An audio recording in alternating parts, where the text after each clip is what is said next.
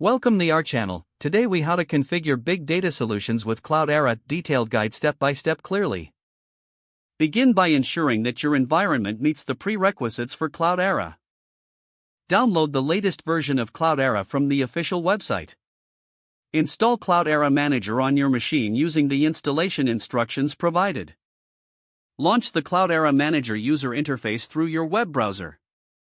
Log into Cloudera Manager with your administrative credentials. Create a new cluster by clicking on the Clusters tab and selecting Add Cluster. Choose the appropriate deployment type based on your organizational needs. Select the operating system that matches your cluster nodes.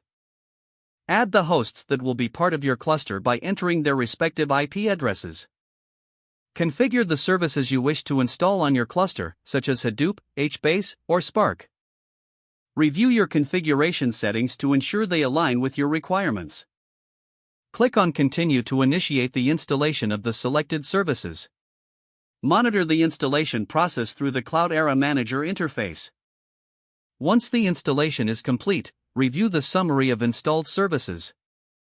Navigate to the Hosts tab to ensure that all hosts are in good health. Configure additional settings for each service, like replication factor and memory allocation. Set up user access permissions and define roles based on your organization's policy. Test the cluster by running sample jobs or queries to validate functionality. Monitor performance metrics through the dashboards provided by Cloudera Manager. Make any necessary adjustments based on monitoring insights to optimize performance. Regularly back up your configuration settings as part of your maintenance routine.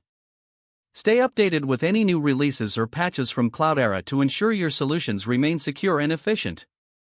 If the page does not load, refresh the browser or try again in a private or incognito window.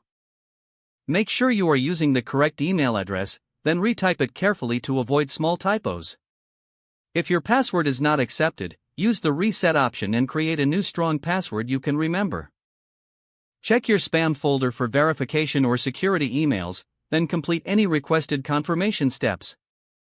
Enable two-factor authentication if available to improve account security and reduce unauthorized access risk. After signing in, review your profile details so your contact information and settings are accurate and current. If you see an error message, note it down and try again after restarting your device and internet connection. Don't forget to like this video and subscribe to our channel for more step-by-step tech guides.